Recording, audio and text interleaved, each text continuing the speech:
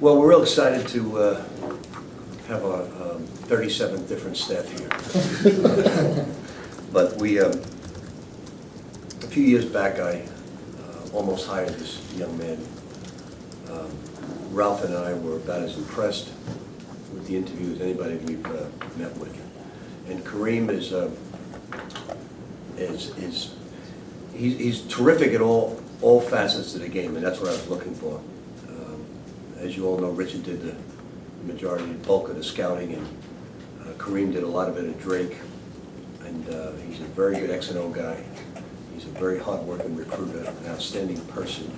I did something back then that I've never done before because I didn't know him. I called the graduating seniors at Drake for recommendation, and it was, and they didn't know I was calling, and I got such an incredible recommendation from all three of the guys that it impressed me more than it stuck out for a long, long time.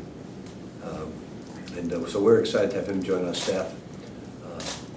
Some of you may know Doug Davenport, Scotty's son. It's kind of an interesting thing happened there as well.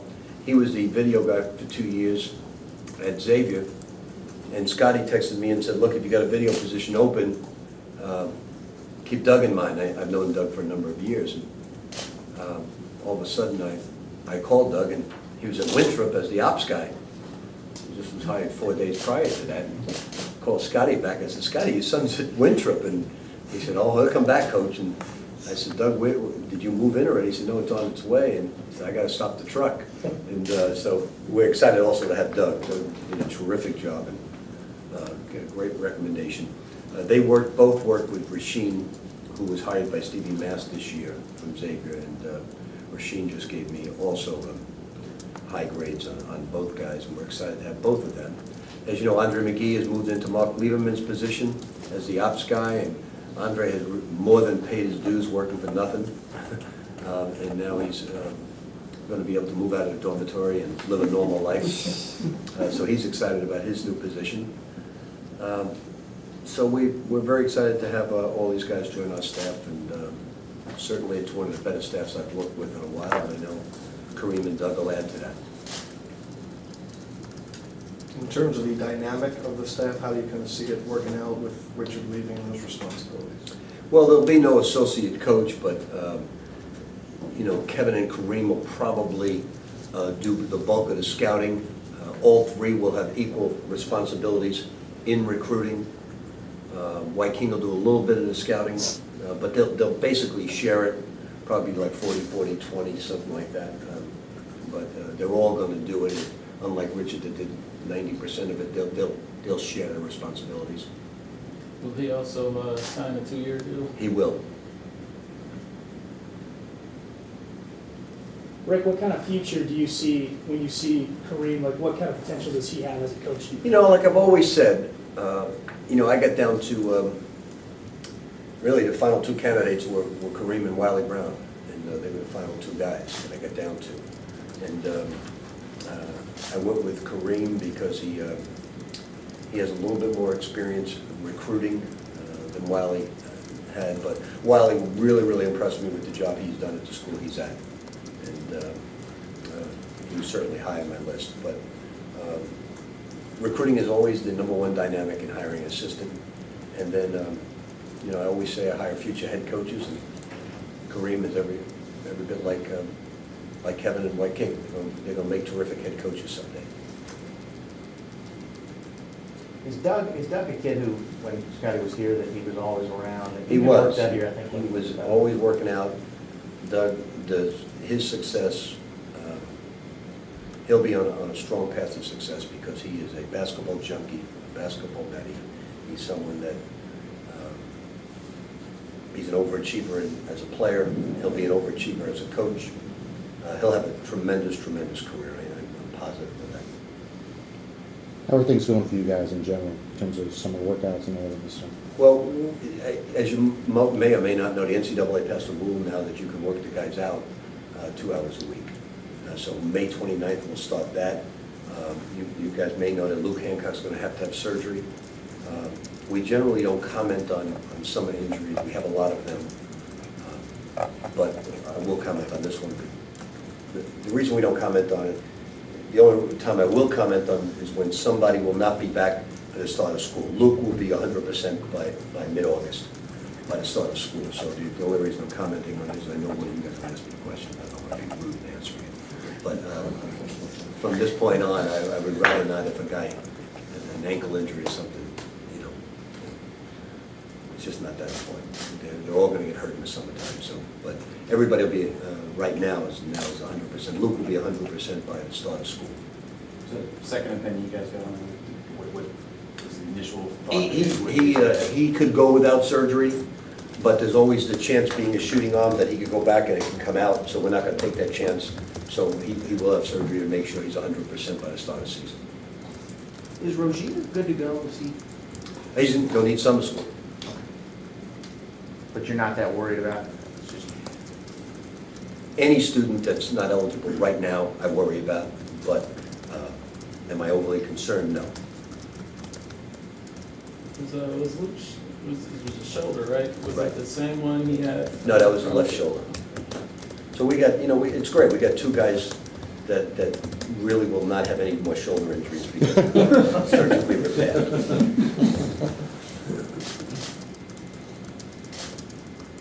They say summer school, or is there, you won't know till the end of summer or when? Probably, yeah. With the chance you've gotten to get out on the road so far, recruiting wise, was there any kind of Final Four bump, you know, in more?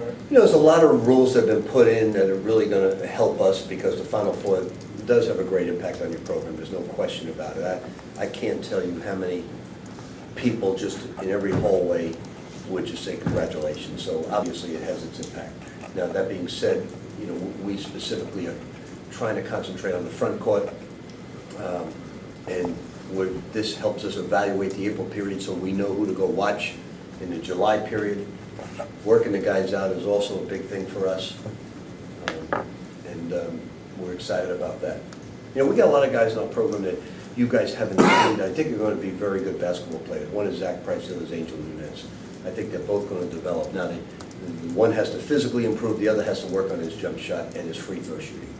But in terms of, you know, Zach was saying to Gorky, kidding around, when, you know, Gorky had a concussion somewhere during that game, and he's just been cleared just recently. We did not know it until after the game, but Zach said, Gorky, keep staying out because I'll have your job, so keep staying out. Sure. Zach's working really, really hard, and he's physically someone who's going to really, really improve. The problem is he's got to improve his free throw shooting. During the Kentucky game, were you? Somewhere in that period, yeah, we found out after the game. The He said he summer, felt woozy, and Fred gave him the test. the summer workouts in late May, what will you try to accomplish with some of these guys? Just the same what we do during, it won't deviate from our individual instructions. If you took a, you know, you hear the experience now that the Denver Nuggets are bringing in 4 guys to go through a workout. Our workout is basically exactly what the pros would do in bringing a guy in to work out to see if that's what they want to draft. And that's what we do. It's almost the exact workout I did with the Celtics. It's Derby week. Have you looked over the field? What do you think? Well, I just showed Doug O'Neill the KFC Yum Center and brought him around and got the lowdown on his horse. But I try to keep Derby Day, unfortunately, you know, a lot of coaches who come to Derby follow around by fans. I get a lot of people who bet follow me around to try and look at my racing form. So I try to keep it as quiet as I possibly can. Some people offer me $1,000, $2,000, $3,000 for my picks. Not enough, definitely not enough. You're joking about the number of guys you've had, you know, going through on staff, but do you prefer it that way, catching guys, you know, on the rise that you know you're going to lose in a couple of years? No, I want guys to stay 2 or 3 years now to get continuity. You know, I was happy to get rid of that little son of a gun and get rid of him. He was starting to bug the hell out of me. No, we're really going to miss Richard. Richard had a major impact on our program last year. I don't say that because he's my son. He had you know, there's no coincidence. When he was here, we went to 2 Elite Eights and we won 3 Big East championships. He had a big impact on our program all the years he was here. And I was disappointed he left, to be honest with you. His mother's much more disappointed than me. I take it as an opportunity. But I was disappointed in the job he took until I went down and saw the place. And I was kind of blown away by it. I really was. FIU is it's, I think, a sleeping giant. I really do. I couldn't believe. I pictured an urban campus in the middle of Miami, and I was blown away. It's not that at all. It's a beautiful campus. You guys will get a chance to see it because we're playing in football this year. But it's a really cool place, has great potential. Now, we haven't won in 12 years, but there's no place to go but up, and he's already got 2 commitments last weekend. And, you know, he's got to bring in 8 guys probably, because, you know, guys are leaving, and I told him to let him go, let him leave, and start fresh. So we're going to really miss Richard. And I had to bring in somebody really, really good, and I think Kareem is that person. Ralph and I were both really, really impressed when we interviewed last time around. You just said there, just kind of let him go. So much news was out this summer in terms of transferring rules and restrictions. What is your viewpoint on the grand scheme of things with transfers? In terms of, give me a specific. Some of the coaches were limiting places where kids could go or trying to hold them in their program. What is your viewpoint on that? I don't think any coaches 90% of the time hold players in the program. What's not public, because you're not allowed to comment on the academic part of people, is that they're not eligible and they kill the APR. So what coaches say is, see, you can transfer, but you got to get eligible first. That's never reported, okay? So that's what you got to understand. That's never reported because you're not allowed to comment on it. We have a perfect APR score here at Louisville, so we're lucky when it comes to that.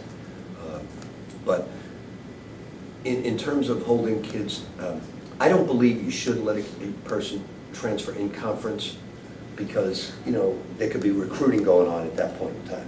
And I think that's a good rule. Unless the coach of that school gives permission. Like if somebody wanted to transfer to UConn and I said it's okay, then I think they should make an exception, and that should be added to the rule. Rick, Angel McCautry is going to the Kentucky Athletic Hall of Fame next month. You ever, I mean, having been here, I don't know if you ever got to see her play, but having been here, you saw how much the I'm kind of upset at that name, so I'm upset you brought that up, because A. McCautry ran yesterday at Belmont and finished up the track. So I'm really pissed off at that horse. Getting past that horse, the real Angel, I think is tremendous, and she's not only a great WNBA player. For me to name a horse after her, you know how special she must be. I wish she would run as fast as the real Angel. How fast is it?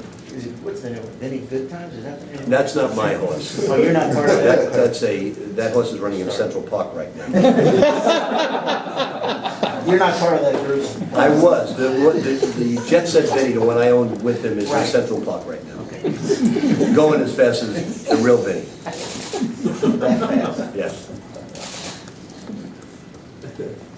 I have a question from our news department.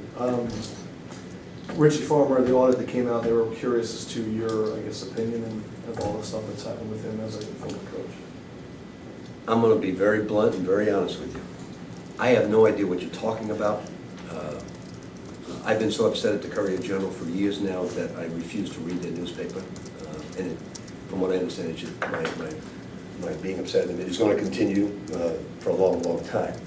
It's my strong like of C.L. Brown and Eric Crawford and Rick Bozich that I even talked to them. So that being said, I have no idea what Richie Farmer did or didn't do. On the way down here, Kenny said to me, "You may get a question about Richie Farmer." I said, "What happened?" And he said, he didn't even know the story. He said something to do with auditing. I don't know what I love Richie Farmer, always will love Richie Farmer. He can do no wrong in my eyes, so I don't know what you're talking about. And if he did something wrong, I'll pray for him. But I don't know what you're talking about, so I'm sorry. Anything else? I love you too. I just looked at you, but you're not around. I don't want to go see what I'm telling about. Showing the love. You cover the Where's other the love? team. We go outlet by outlet. If anybody else is from the Curry, I love you too. But not I don't like as the, much, not as other much, people. you know. Anything else for Coach before we get the guys up here? Okay, guys, great seeing you. I'll see you into Derby. come visit me. Let's get you up here real quick. Let me do a little quick.